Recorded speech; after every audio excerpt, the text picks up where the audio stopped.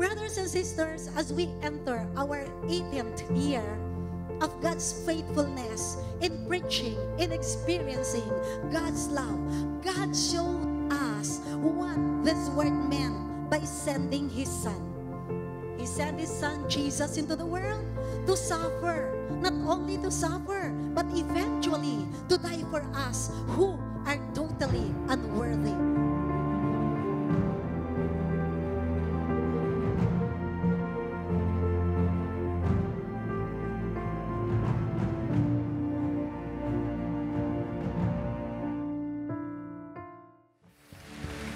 As we read our verse for today, two verses, one from the Old Testament and one from the New Testament, a repetition of the verse in the Old Testament is what we're going also to read in the New Testament. Let's read first Deuteronomy chapter 6 and verse 5. Ready? Love the Lord your God with all your heart and with all your soul and with all your strength. And Matthew 22 verse 37, love the Lord your God with all your heart and with all your soul, with all your mind. The Lord will surely bless the reading of His word. Please be seated po. Let's all be seated, and of course, let's give the Lord once again the best clap offering. Hallelujah. Again, from the bottom of my heart and even my family, we are extending our warmest congratulations to the JIL, our brethren, and of course our leadership here at JIL Green Hills. Of course, through the leadership of Pastor Reverend Joey Crisostomo, our Dean of the Brother Eddie School of Ministries International, and of course the leadership, the CMTs, and all our brethren here. 17 years of God's faithfulness. I would like to share a topic entitled Wholehearted Devotion, or Wholeheartedly Devoted to God. Wholeheartedly devoted to God. We can see that God is love. Ang Diyos po ay pag-ibig. Ang pag-ibig pong ito'y naranasan ko. Hindi ko lang narinig na ipinapangaral ni Brother Eddie. Ngayon po, Bishop, Brother, Kuya Ed. Na noong mga panahong iyon, ang tawag po namin sa kanya, Kuya Ed. Ipinangaral, narinig, nabasa, pero ang pinakamatindi po, naranasan ko. Nagkaroon ako ng awareness na indeed, God is love. Ito pala ang Diyos at ganito pala ang pagmamahal ng Diyos sa akin. And when I talk about love, the Bible speaks about agape love. This is God's kind of love to each one of us, And according to 1 Corinthians chapter 13, verses 4 to 8, this kind of agape love has been summarized into 3 words. The first word is sacrificial, a love which is sacrificial. The second word is unconditional. And the third word is selfless. God showed us what this word meant by sending His Son. He sent His Son Jesus into the world to suffer. Not only to suffer, but eventually to die for us who are totally unworthy.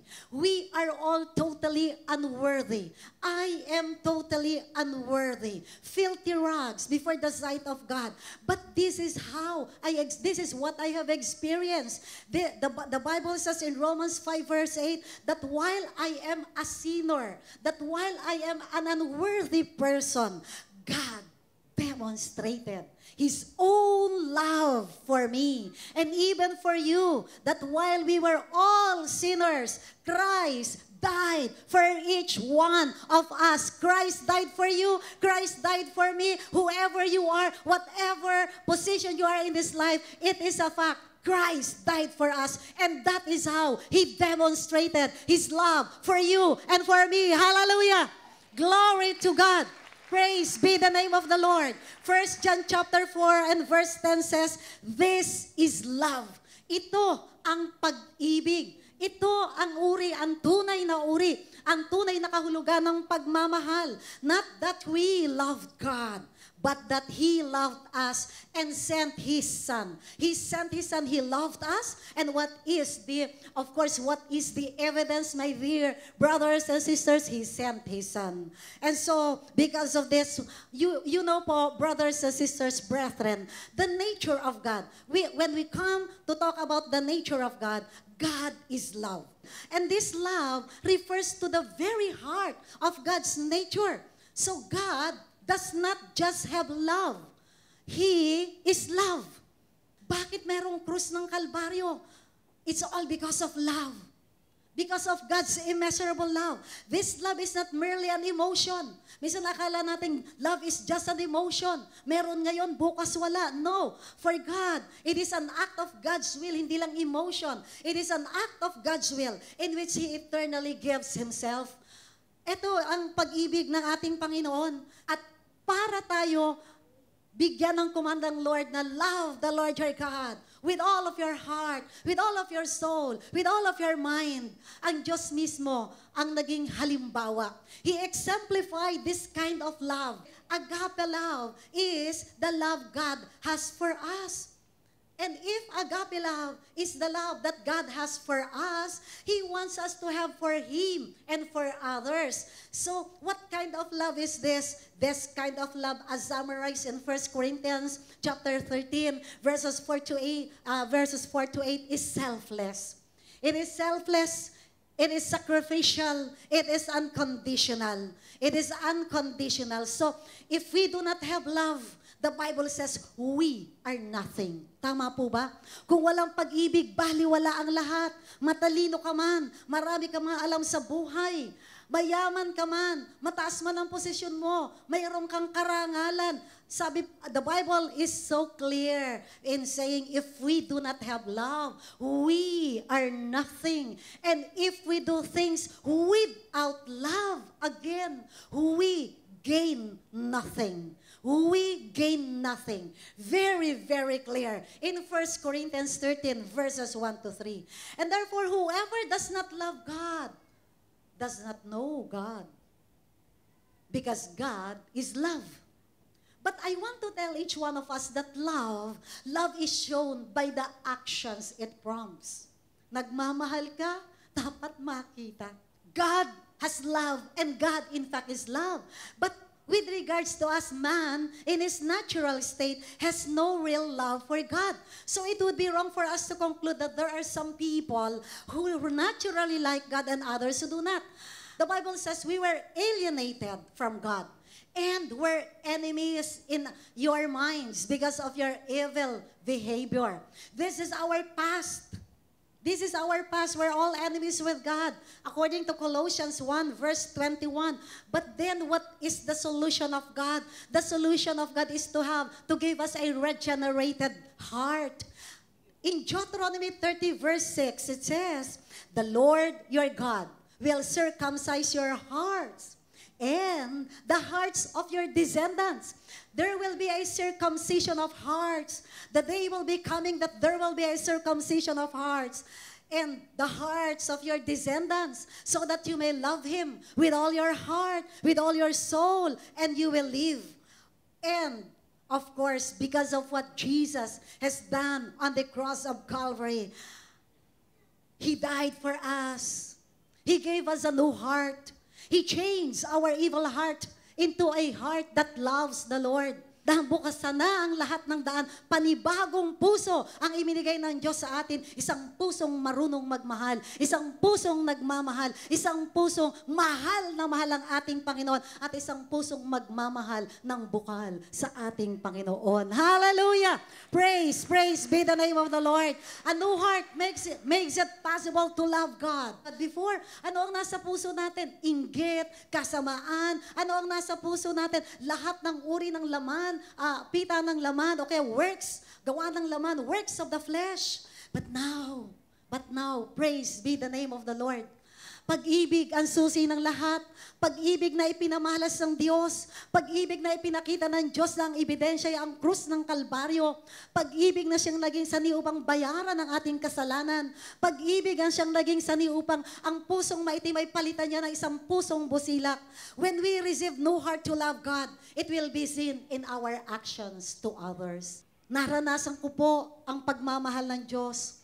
38 taon ang nakararaan doon sa Polytechnic, Philippine College of Commerce, now Polytechnic University of the Philippines. And Brother Eddie, Mr. Eduardo Villanueva during that time, is my professor in my economics subject. Kaya po ako nakakilala sa ating Panginoon is because there was a professor na talagang very passionate, very charismatic, and all out na kahit ang subject ay economics, ang pinuturo niya, the first 15 minutes of his time ay ang pag-ibig at ang pagmamahal ng Diyos. Upang maging mabuti kang ekonomista, kinakailangan alam mo ang source ng iyong ang source ng ito, at para mangyari ito, kailangan tanggapin mo ang pag-ibig, ang pagmamahal ng Diyos na buhay. Hallelujah! And after that time, 38 years has passed. Mga kapatid, nandito po ako sa unahan, nagpapatotoo. Totoong mahal po tayo ng Diyos dahil siya'y pag-ibig. Totoong mararanasan po niyo siya. Especially in those unexpected moments of your lives. Nandun po ang pag-ibig ng Diyos na walang maliw. Babaguhin ka niya. Minsan matigas ang ulo mo, pero pasensyado siyang tao. Pasensyado siyang Diyos. Hindi siya nagmamadali. Proseso. Tuturuan ka niya. Ipamamalas niya sa'yo ang kanyang pag-ibig. And because of this, natutunan ko pong magmahal sa Diyos. Natutunan ko pong mahalin ang mahal ng Diyos. At natutunan ko pong ibahagi ang pag-ibig na ito. Ultimong sa mga taong hindi ko minamahal dati. In fact, when we receive this love, ang pag-ibig pong ito'y kailangang i-develop natin, i-build natin. And there are 3 things in order to build the love of God in our lives. Nandiyan na siya. The love of God is in us. He demonstrated it unto all of us. And we can experience, and even today, the manifestation of the love of God is very evident in our midst. I can feel an environment here which is filled by the love of God. Do you believe that right now, the Holy Spirit is in our midst, hovering in this midst? At alam ko pong hinihipo kayo ng kapangyarihan ng ating Panginoon. Pagpapatunay siya'y buhay, nagmamahal, minamahal po kayo, anuman ang kondisyon at sitwasyon nyo sa buhay. 3 things, a pure heart. Our hearts need to be clean and pure before God can give us of Himself. And to be clean, we need to avail ourselves of the work of Jesus when He shed His blood on the cross. Of course, this shed blood po enables us to receive God's forgiveness. And not only forgiveness, but His cleansing. If we simply confess our sins. And therefore, we also need to forgive others. Freely, God has forgiven us. Therefore, we also need to forgive others. Because God wants us who have been forgiven much not to hold grudges or debts against others. And so for all of us to have a pure heart, the Bible is recommending that we need to flee the evil desires of youth and pursue righteousness, pursue love, pursue faith and peace along with those who come on the Lord Jesus out of a pure heart. 2 Timothy chapter 2, verse 22. For us to build this love, we need a pure heart. And we have been singing this, Lord, pure heart. That is what I long for. A heart that hides your word. This heart who will always be receptive, teachable to your word. And so the first thing is we need to have a pure heart. The second is a clear conscience. For us to be able to build that love, we need, of course, we need to be at peace with our conscience. Ang ating pong konsyensya is God's alarm bell. Our conscience is God's alarm bell.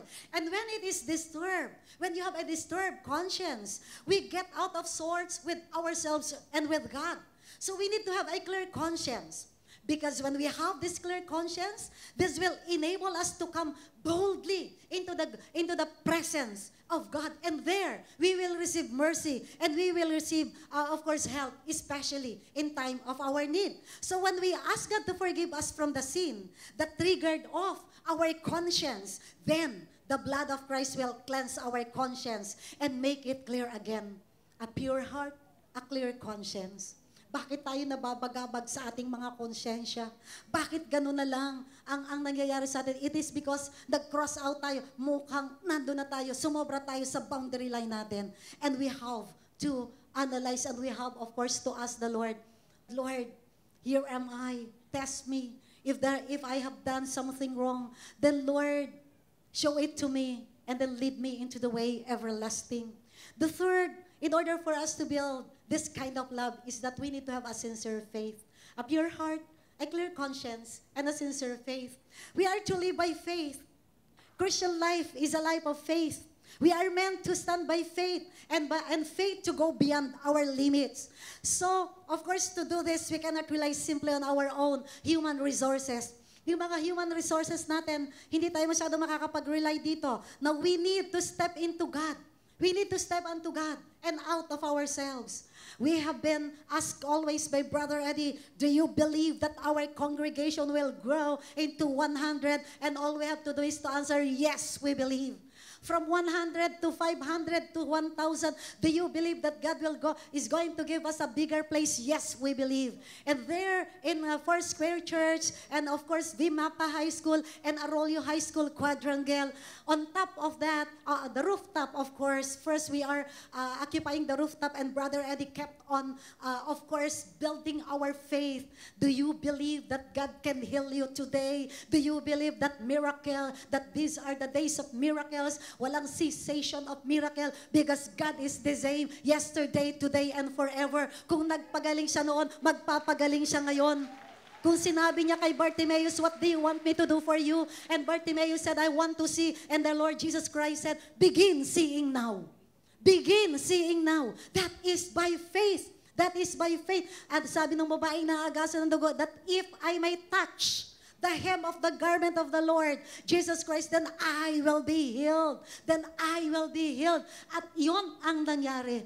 We have to have a sincere faith. Christian life is a life of faith, a continuing life of faith. Every day we have to believe in God. Every day we have to walk by faith. And this is the way to build love. It is like, of course, this means this time when we have faith with God, this means we need to step into God and out of ourselves. Step into God and out of ourselves. This means giving God control. This means giving God control. It is not like giving God not just a steering wheel. Minsan, steering wheel lang ang binibigay natin kay Lord. No? But it should be the whole car. It should be the whole car. When you give the Lord the whole car, the whole of your life, He is then free to where He wants. And we just go along with Him. Then, God can build into our lives the love which is so important. The love which is so important. So, of all the commandments, what is the most important? What is the most, or the chief? Number one, by desiring to please Him, it's not just like that. It is loving our God. Loving our God. No other gods before Him. Pag-ibig ang naging susi. Dahil ang Diyos ay Diyos ng pag-ibig. At siya mismo ang pag-ibig. Kung may pag-ibig, mamahalin mo siya ng lubusan. Kung may pag-ibig, walang kondisyon ng pagmamahal mo. Kung may pag-ibig, pwede kang magsakripisyo pero nakangiti ka pa rin. Ang taong nagmamahal, walang sakripisyo. Dahil para sa kanya, kalakip noon. Laging ang ginagawa niya ay may kalakip na pagmamahal. Walang pagod, walang oras na binibilang, walang araw na binibilang, at wala ring kinukwenta. Hindi marunong magkwenta. This is love. And so what will be our response? Kapag ginawan ka ng kabutihan na isang tao, Hindi ba ang katapat nun ay kabutihan din? Pero kapag ginawan ka ng kabutihan na may kalakip na pagmamahal, at sobrang pagmamahal, hindi ba lahat ay gagawin mo? And so what will be our response, brothers and sisters? God has been so good. The foundation of everything is love. His immeasurable love. And so what will be our response for today? Our first response is being passionate about God. Being passionate about God. Mark chapter 12 and verse 30 says, love the Lord your God with all your heart, with all your soul, and with all your mind, and with all your strength. In the Old Testament time, they referred to this as wholehearted devotion to God. Wholehearted devotion to God. Now, in the New Testament, it is called zeal for God. Being enthusiastic. And Romans 12:11 says, never lacking in zeal, but keep your spiritual fervor, serving the Lord. That as we serve the Lord, we have this fire. We are always fanning into flame the gift of God that is in us. Nag-iinit tayo sa paglilingkod. Hindi lang nag-iinit, nag-aapoy. Nag-aapoy because the love of God is overflowing in our lives. And so as a result, we are being passionate about God, in serving God. Nag-aapoy tayo sa paglilingkod. Hindi tayo tinatamad sa paglilingkod natin. Lagi tayong excited because this is the day that the Lord has made. There will be signs, wonders, and miracles following the preaching of His Word. And I am so excited. I am so excited to be working with God and to receive His favor, His anointing, and even all the miracles that He promised in the Bible. Amen. Hallelujah. Glory to God. Is that your best clap offering to the Lord? Hallelujah. And so, any task we do as Christians, we should do it should be done with wholehearted dedication. Eto na yung panahon. Mabuhay tayo sa ating Panginoon. Kailan mo pa ibibigay? Kailan mo pa ito todo? Ngayon na, itodo mo ang paglilingkod mo sa ating Panginoong Heso Kristo. Hallelujah! Hallelujah! Todo na to. Kailan mo pa ibibigay yan? Pag hindi ka na makakita, kailan mo pa ibibigay ang paglilingkod mo? Pag ang isang paa mo hindi na makalakad, hindi na maitaas ang kamay mo, kailan mo pa ibibigay ang paglilingkod mo? Kapag wala nang gustong makinig sa'yo. Mga kapatid, it's a privilege to serve the living God. Hallelujah! The best privilege in this world. It's not just to be the president or to have the highest position, fame, and honor. The best privilege that we can have into this world is to love and to serve God. Habang tayo'y may lakas, habang tayo'y may talino, at habang tayo ay may buhay. Halina po at maglingkod tayo sa ating Panginoong Heso Kristo. Hallelujah! Glory! Glory to God. You are to live for Him in the extreme. I can remember Caleb in Numbers 14, 7 to 24. Caleb in Numbers 14, 7 to 24. He's so passionate in serving God. He was so passionate in which I can say that in his life, we have at least 4 things that is very noticeable. The first one is that in his service to God, he faithfully followed God. He followed the Lord fully. There is an adverb attached to his name, fully. Fully. Caleb keeps close to God. And you know po, even if stoning threatens him, yet the Bible says, is he well content to follow the Lord Jesus Christ? And so the name Caleb means all heart. And this is a very fitting surname. Lapat na lapat sa kanyang pangalan, ang ibig sabihin for the name whose whole heart, buong puso, followed his God. At makikita po natin, Caleb was quite as ready to fight the giants. Handang-handa siya. Kahit ang sabi nung 10, oh, really, it is a land filled with milk and honey. But there are giants there. Pero in the mind of Caleb, Caleb was quite as ready to fight the giants because he has the promise of God. Nasa puso niya ang pangako ng Diyos. Meron Mayroon siyang matinding pananampalataya na kahit may mga higante sa lugar na yon, hindi niya titingnan ang pagiging higante niya. Ang titingnan niya ay ang pagiging higante ng Diyos na nag-utos sa kanyang manampalataya at sila'y pupunta sa lupang pangako. Hallelujah! Mas malaki ang Diyos niya, ang pangako ng kanyang Diyos, kesa roon sa mga nakikita ng mga kasama niyang mga higante. And that is Caleb. That is Caleb. And we can see po, a spirit of partial obedience is a spirit of radical disobedience. And remember, mga kapatid, we can never have the blessing of Caleb. We can never have the blessing of Caleb till you have the complete and universal spirit of obedience which Caleb had. He followed the Lord fully.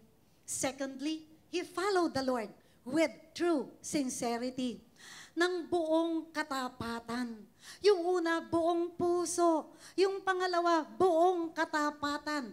Ano ang isa sa mga safest test ng sinseridad ng isang tao is a willingness to suffer for the cause. A willingness to suffer for the cause. Ako po'y naniniwala that during that time, I suppose that the 12 spies met each other in the south part of the land and held a little consultation. Nagkaroon sila ng deliberation.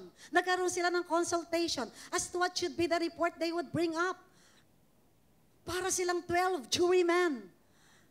And they were now to bring in their verdict. Ang 10, they were agreed. It is a land that flowing with milk and honey. But, ang sabi nila, it eats up its inhabitants. It is a city, it is full of giants, which it is walled up to heaven. And it is impossible. It is impossible for us to take possession of it. Pero si Caleb, iba ang nasa puso niya. Ang mga tao na nandun puro nega, 10 sa 12. 2 sila ni Joshua. And because they believe in God, they experience the love of God. The immeasurable love of God.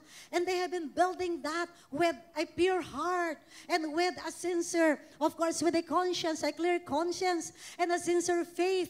Buo ang kanilang puso. Hindi matitinag ang kanilang pananampalataya sa paglilingkod sa Diyos na kanilang nakilala. Kahit na merong consequences ang mga bagay na ito. Ang paglilingkod po sa Diyos, ang pagsunod po sa Panginoon, may mga consequences din po. May mga bagay ding kailangang pagbayaran mo. Ang mga desisyon na ginawa mo sa buhay mo, sa pagsunod mo sa Kanya. May mga disiplina, may mga limitasyon, may sakripisyo. Maaaring nga nakikita niyo po yung nasa unahan lang. Nagtuturo na. Pero bago kami tumayo rito sa unahan, we have been praying to God. We have been asking God, Lord, if your presence will not go with us, there's no use of standing there in the pulpit. If you will not be using us as your instrument of blessing, tatayo kami sa unahan. Pag hindi mo kami sinamahan, paano na kami? Our words will just like be a normal, natural word. Sino ang maniniwala?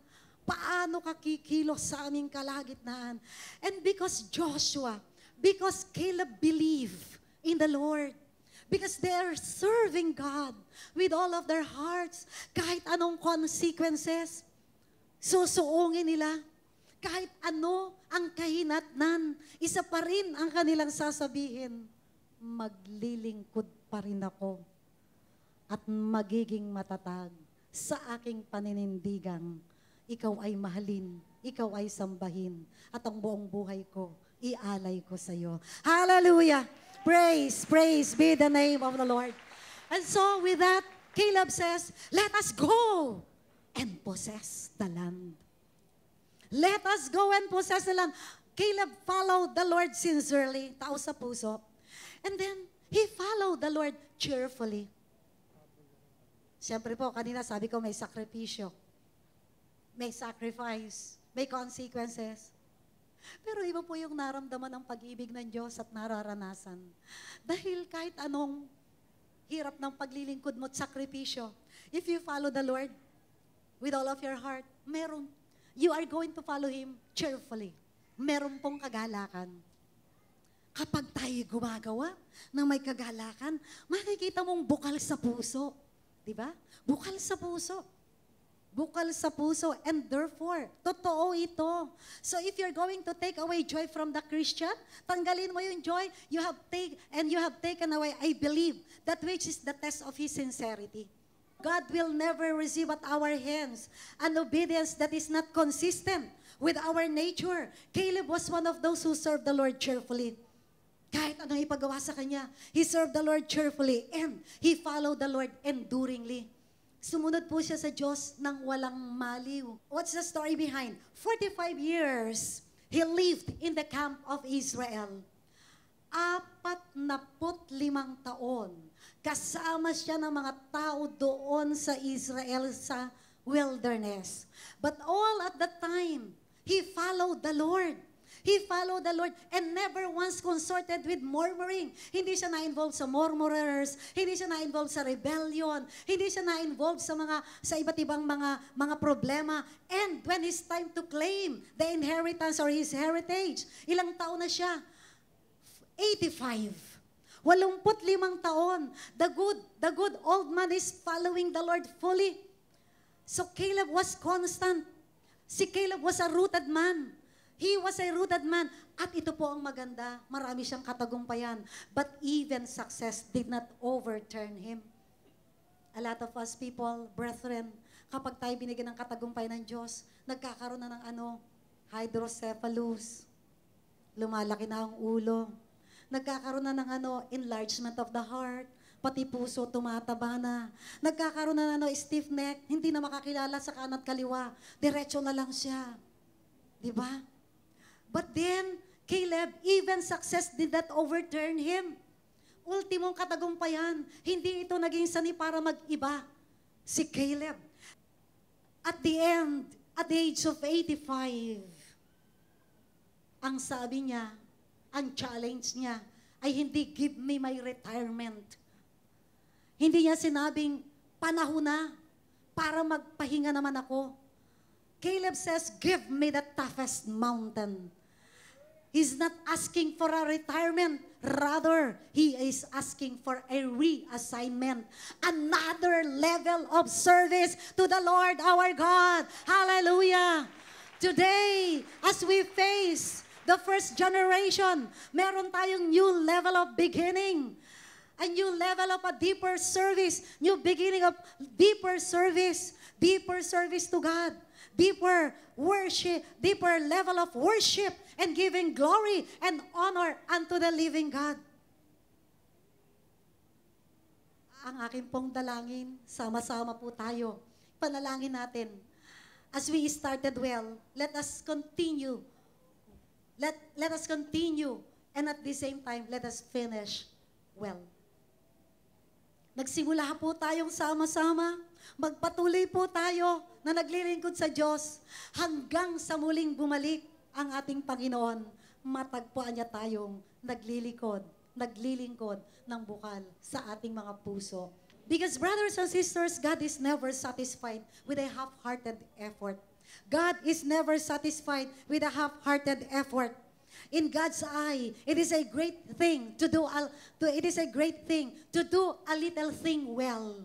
Maliit man, pero ginagawa mo ng bukal sa puso mo, your little becomes much when you place it in the Master's hands. Hallelujah. Our response, mga kapatid, for that great love, for that immeasurable love of our God, is obedience to every command of God. Obedience, pagsunod sa utos ng ating Panginoon. Ang mga nagmamahal sa Diyos, sumusunod sa kanyang utos. Because John 14:15 says, if you love me, you will obey what I command. Kung totoong mahal mo ko, ang ebidensya, susundin mo ang utos ko. Mahal mo ako, sundin mo ang utos ko.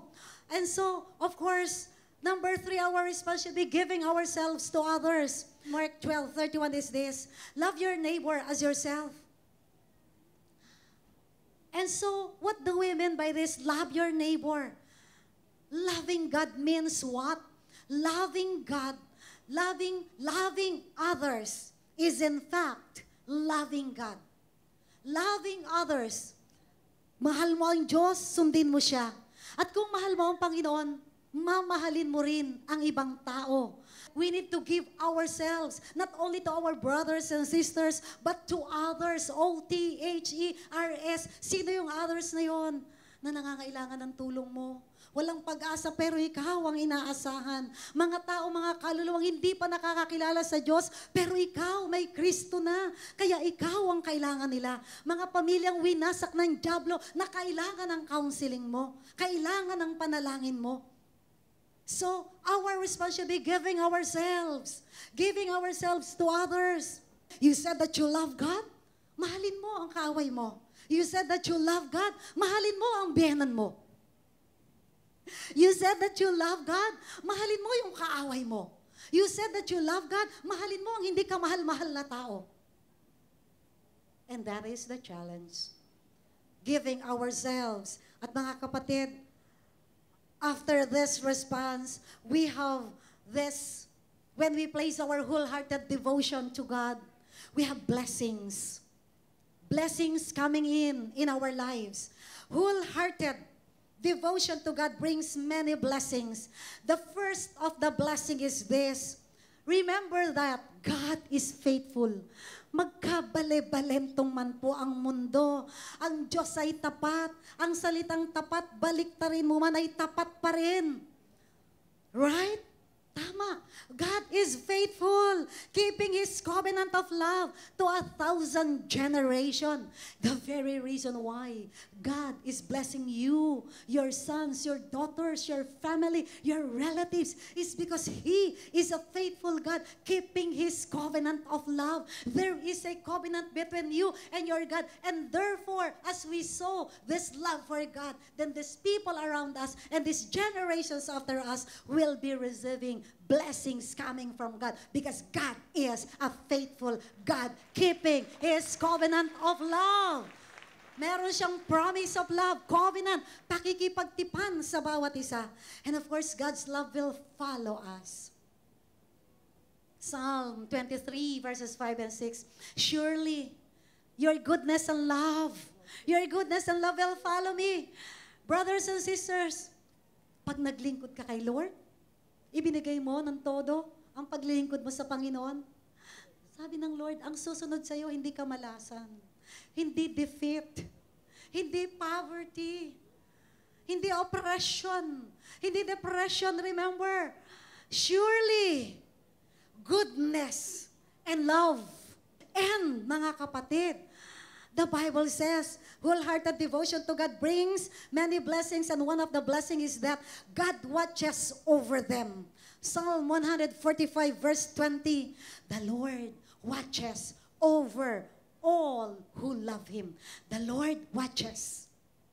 Could you imagine ang Diyos ng mga Diyos, ang Hari ng mga Hari, ang lumalang ng buong sanglibutan, our Creator, the love of our life, 24/7, He is, and He has been watching our affairs, and He has been watching over you. May PSG ka, hindi lang PSG, hindi siya natutulog, kabutihan, pag-ibig, lagi kanyang babantayan, at personally, ang sabi niya, I will personally go with you, and you are going to have rest. I will give you rest, and everything will be fine. Exodus 33 and verse 14, God watches over each one of us. Amen. God watches over them. God watches over us. God watches over us. And of course, the Bible says, second to the last, in all things, God works for their good. For those who are wholeheartedly devoting their lives, their service, their talents to our God. The Lord says, in all things, God works for their good. All things work together for good to those who love God. You might have a question, or you may be questioning God. with regards to the situation you are having now, the challenges, the problems, or everything that has been going into your life. But remember, my dear friend, ladies and gentlemen, the word of the Lord is still true, that all things works together for good to those who love the Lord. Do you love the Lord? Definitely, this is for you. All things that is happening in your life will work together for good. Ang lahat ng bagay ay nagkakalakip-lakip para sa ikabubuti mo at sa ikabubuti natin na nagmamahal sa ating Panginoon, na naglilingkod sa Kanya ng buong puso. Hallelujah! And lastly, the blessing, no eye hath seen. Tingnan niyo po ito. Anong pagpapala? Hindi pa nakikita ng mata mo. Ang ibig mo ba sabihin, bulag ka? Hindi. Yung nakikita mo ngayon is just a glimpse. Yung nararanasan mo ngayon na lumalaki na ang ulo mo, pati puso may tumataba na, that is just an introduction. That is an overview. That is just a glimpse of what God is going to do in your life. No eye hath seen, no ear has heard, no mind has conceived. Hindi pa naisip ng tao. Yung kaisipan natin is very limited. What God has prepared. Ano po ang hinanda ng Diyos sa bawat isa sa atin? Wala pang makapagsasabi ng eksakto na ito. Ito yung nakita mo, ito na. Yung narinig mo, ito na. Hindi pa po. Because the Bible is saying, no eye hath seen, no ear has heard, and no mind has conceived what God has prepared for those who love Him. God is a God of surprises. Do you believe that? Ang Diyos ay Diyos ng mga sorpresa. Kahit hindi Pasko, kaya niyang magbigay ng bonus. Amen? Kahit sa mga oras na ito, imposible, kayang gawin ng Diyos na posible. Amen? Kahit may sakit ka, ang sabi ng doktor, hindi ka nagagaling. Pero ang sabi ng Jesus, the great healer, gagaling ka. Dahil if you seek my commandment, and if you follow my command, I will never place any sickness and any disease which I have placed unto the Egyptians, because I am the Lord that healeth thee. Amen. Ako ang Diyos na nagpapagaling sa'yo. Ano ang sakit mo? Sabihin mo from A to Z. The Bible says, every name that is named therein will bow down in the name of Jesus. Letter C is cancer. It has to bow down in the name of Jesus, right? H, high blood. It has to bow down in the name of Jesus. All sorts of sicknesses and diseases, just believe it.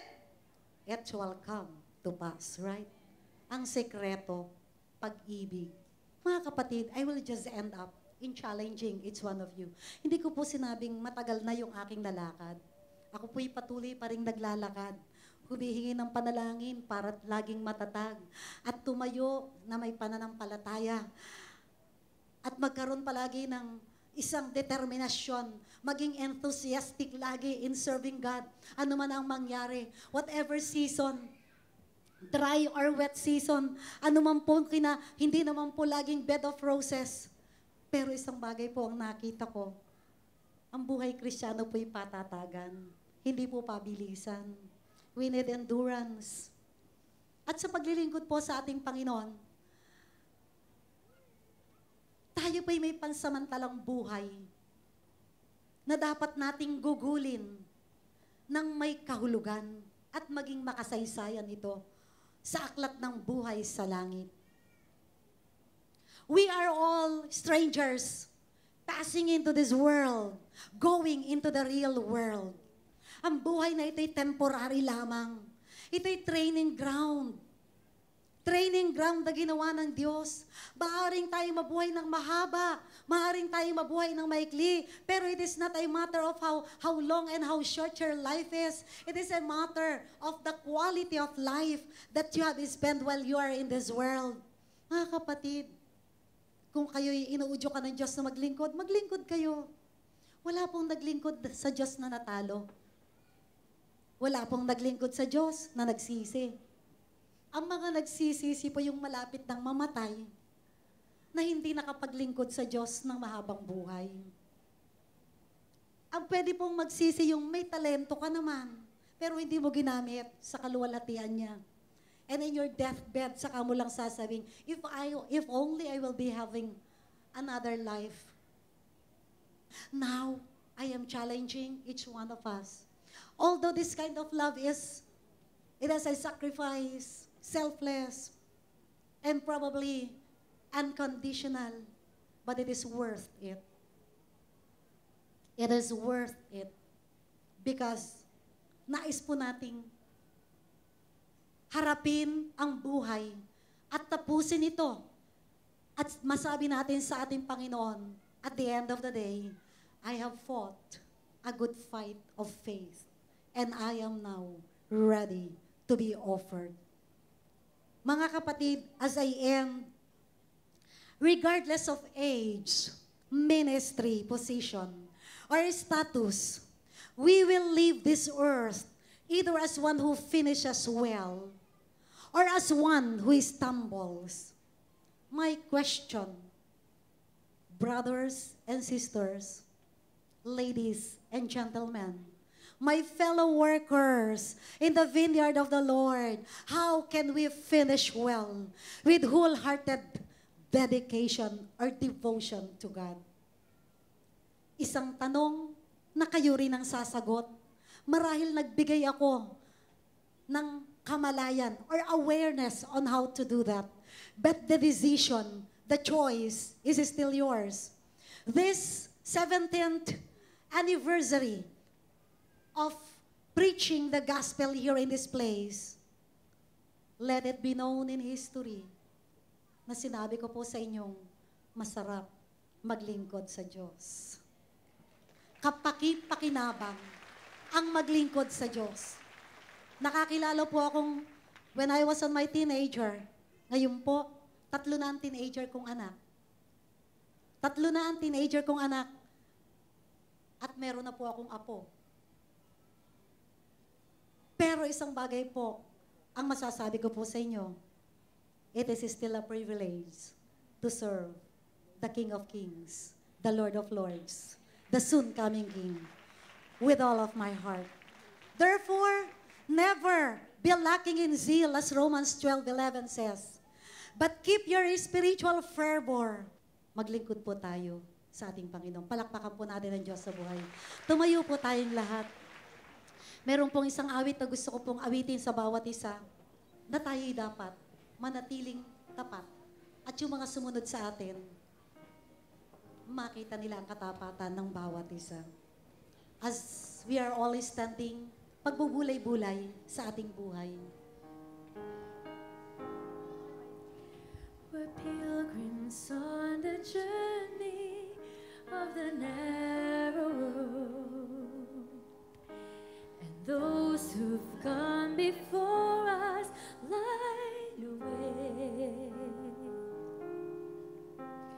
cheering on the faithful, encouraging the weary, their lives a stirring testament to God's sustaining grace. Surrounded by so great a cloud of witnesses, Let us run the race. let us run the race, not only for the prize. Let us leave to those behind us. Let us leave to those behind us the heritage of faithfulness passed on through godly lives. Oh, may all who've come behind us find us faithful. May the fire of our devotion light their way. May the footprints that will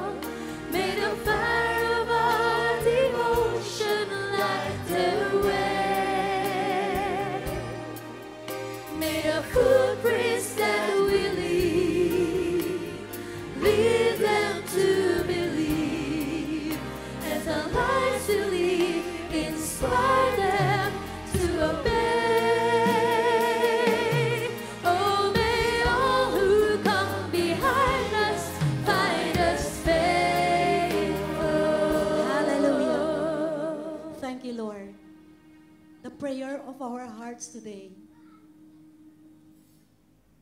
Nawa po, Panginoon, ang aming mga buhay. Makita nila ang iyong dakilang katapatan. Masundan nila, Panginoon,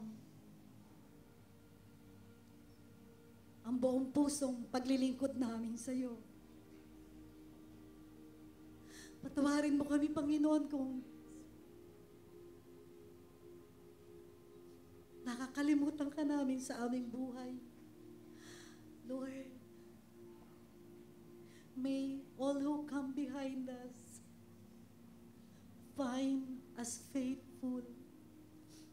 Mga anak, mga apo, mga members ng cell group, members of the church, na dinadala namin sa iyo.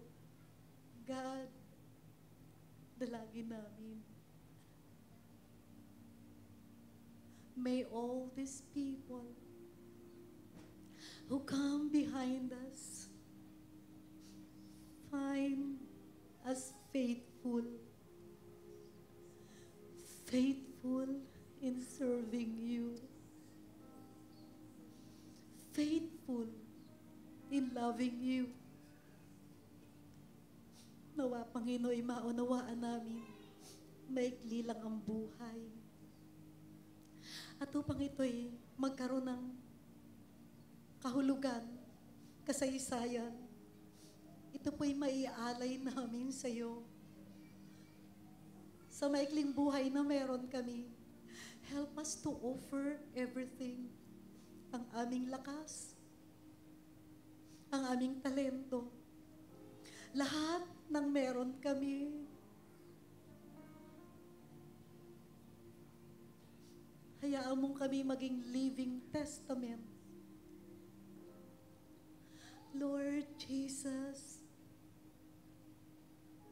salamat, tinuruan mo kami ng pagmamahal. Dahil ikaw ay Diyos ng pag-ibig. Ito ang susi. Ito ang pundasyon upang maunawaan namin ang pag-ibig mo. Matutunan ka naming mahalin. Hindi po isang fake ng pagmamahal. Hindi po half-hearted na pagmamahal. Kundi bukal sa pusong pagmamahal. May sakripisyo. Unconditional. Hindi makasarili.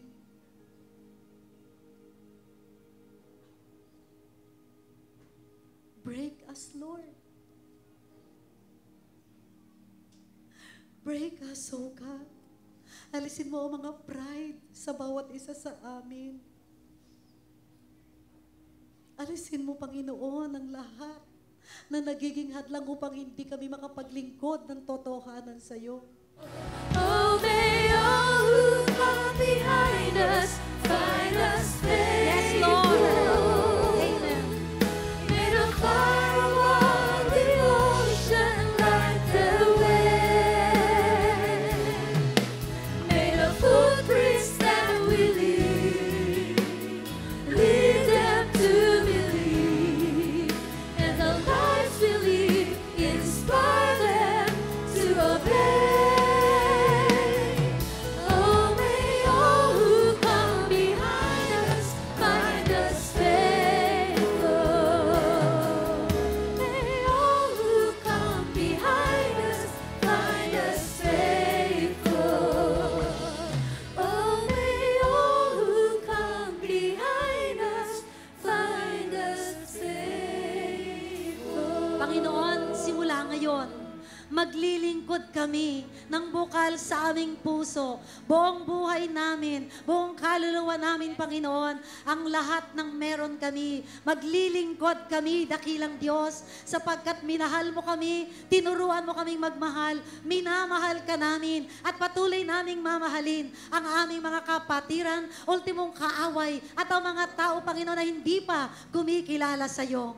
Ang araw na ito ay araw ng pagpapala, ang araw na ito, Panginoon, Panginoon, ay araw ng mga rumaragas ang pagpapalang pang-pisikal. Lord God, I release the mighty blessings of the living God financially upon your people in the name of Jesus. Oh Lord, I release prosperity upon your people. I release the peace of God that passeth all understanding. I release in the name of Jesus all the blessings of Calvary. I release in the name of Jesus healing, healing, healing from the top of your head to the very soles of your feet. All sorts of sickness and diseases, I pull down the strongholds of the devil in Jesus' name. I rebuke all the works, the wiles and the plans of the devil. I declare them null and void as I release the healing power of the Lord. I release the miraculous power, healing power of God right now, because nothing is impossible to the Lord. Nothing is impossible to those who believe in the Lord. Panginoon, sa kanilang 17 taon ng katapatan mo, ng pangangaral ng salita ng Diyos, oh God, ay dinideklara kong isang bukas na langit, rumaragas ang pagpapala sa bawat isa sa pangalan ni Jesus, sa lahat ng mga manggagawa, sa lahat ng mga kapatiran, sa lahat ng naririto ngayon. Pagpapala mo, pabor, Panginoon, at kapuspusan at Lord, in Jesus' name, the fullness of the power of the Holy Spirit. Because we declare that this year is the year of new beginnings, of our new level of service, new level of our dedication unto you, of our worship unto you. At Panginoon, maraming salamat. We believe, we receive, and we thank you for all the benefits of Calvary. We give you the praise, we give you the glory, we give you the honor and thanksgiving in Jesus' name. And all the people of God agree and say and shout, Amen! Napaka-bless po ngayon sa araw na ito dahil past week lang po sobrang down na down yung spiritual ko. But by this grace, by the loving and faithful God, He restored my spiritual life. Hindi niya ako binigo talaga. Sobrang galing at pagpapalang binigay niya sa akin ngayon. Maraming salamat kay Lord sa ginamit niya sa araw na ito, and thank you for this day. Lahat na hiniling mo, binibigay niya. So, ano pa bang gagawin natin? Sundin yung utos ng mahal na Panginoon. Dahil bilang isang Kristiyano, mula pa ng pagkabata ko, alam ko na itong mga bagay nito, pero hindi ganun kadali sumunod sa mahal na Panginoon. So, sa patuloy na paglilingkod sa Panginoon, napatunayan ko rin sa sarili ko na nothing impossible with God. Nagpapasalamat ako sa Lord kasi na ginamit si Brother Eddie para po gumaling yung epilepsy ko. Nung bata po ako, nagkaroon ako ng epilepsy, so lagi ako hinihimatay. Nag-open po ako ng TV ng 1 p.m. Nasalita po si Brother Eddie. Hanggang kinabukasan po, may pumunta sa bahay. May nagyaya. Sabi niya, gusto mo pumunta ka sa Maudi, meron Jesus the Healer, makinig ka. Salamat po sa GIL, salamat po kay Brother Eddie. Totally healed, hindi na po ako sinusumpong. Glory to God po.